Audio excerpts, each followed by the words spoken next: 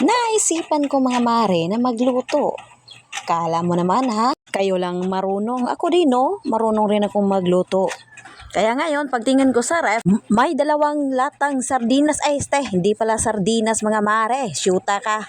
Meatloaf pala at saka beef loaf. Akala ko pareho silang meatloaf. Nabudol yata ako mga mare. Pero okay lang yan mga mare. Ang importante, may makakain kami. Kaya ngayon mga mare, in-slice kong pa-circle-circle ang aking niloloto mga mare.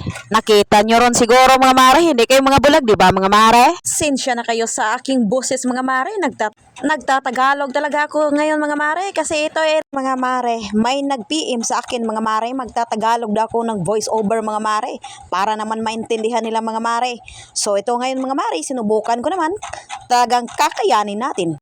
Kaya nga, bumalik na tayo sa aking ginagawa. Ayan, ang bilis ng takbo ng oras. Kaya nga, naluluto na ang niluluto ko. Kaya nga, pagkatapos, kakainin na namin ito. Ayan, o pa bang gagawin? Sinsya sa mga Tagalog ko mga mare. Ako naman ay isang Bisaya lamang. Hindi ko naman alam kung anong gagawin. Kung kayo ay may request sa akin kung anong salitang gusto nyong marinig, edi mag-PM ka lang. Mag-PM lang kayo. Ayan ay gagawin natin ng paraan para naman maintindihan. Para naman maintindihan tayo sa buong sambayan ng mga mare. Pasensya na mga mare sa aking Tagalog language mga mare dahil hindi pa ako sanay ng mga mare. Kaya nga ang hawal-hawal mga mare. Pinagbigyan ko lamang ang aking masugid na follower mga mare para naman maintindihan yung mga mare. Kaya nga mga mare, babalik na tayo sa aking ginagawa. Ayan, matapos na akong nagluluto mga mare. Kami talaga ay nagugutom na mga mare. Ayan ay almusal namin ay alas 9 na mga mare. Sino namang taong hindi magugutom? Para na tayong mababaliw sa kagutuman yan mga mare.